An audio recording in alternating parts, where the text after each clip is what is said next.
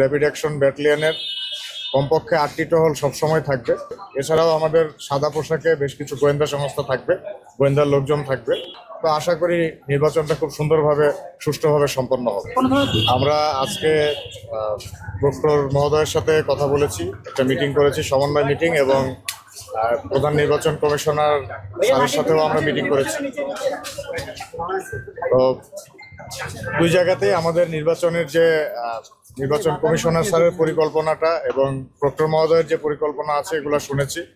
আমাদের আইন শৃঙ্খলা রক্ষাকারী বাহিনীর পুলিশ, এপিবিএন প্রচুর পরিমাণে ফোর্স নিয়োগ থাকবে, এবং তার সাথে আমাদের র্যাপিড অ্যাকশন ব্যাটালিয়নের কমপক্ষে 8টি টহল সবসময় থাকবে, এবং অতিরিক্ত রিজার্ভ ফোর্স আমরা রাখবো, প্রয়োজন হলে তারাও আসবে। এছাড়াও আমাদের সাদা পোশাকে বেশ কিছু গোয়েন্দা সংস্থা থাকবে, গোয়েন্দার লোকজন থাকবে। আর স্যারদের সাথে যেটা প্রক্টর মহোদয় এবং নির্বাচন কমিশনার স্যারের সাথে যেটা কথা হয়েছে, এগুলো আমাদের ইন্টারনাল সমন্বয় করার জন্য, কোথায় কতজন থাকছে না থাকছে এই বিষয়গুলো যাতে সার্বিকভাবে নিরাপত্তা নিশ্চিত করা যায়। তো এখন পর্যন্ত পরিস্থিতি খুব স্বাভাবিক মনে হয়েছে। তো আশা করি নির্বাচনটা খুব সুন্দরভাবে সুষ্ঠুভাবে সম্পন্ন হবে। কোনো ধরনের থ্রেট আছে কিনা?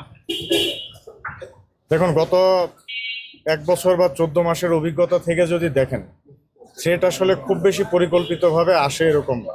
ছোট্ট একটা বিষয়কে নিয়ে স্পার্ক করে বড় ধরনের ঘটনা ঘটে যায়।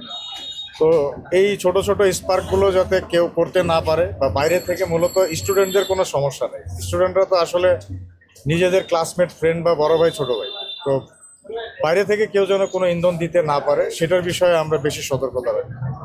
তো আশা করছি স্টুডেন্টদের পক্ষ থেকে কোনো সমস্যা নেই, এবং বাইরেরটা কন্ট্রোল করতে পারলে সুষ্ঠুভাবে নির্বাচন সম্পন্ন করা যাবে। দৈনিক আজকের বাংলা .net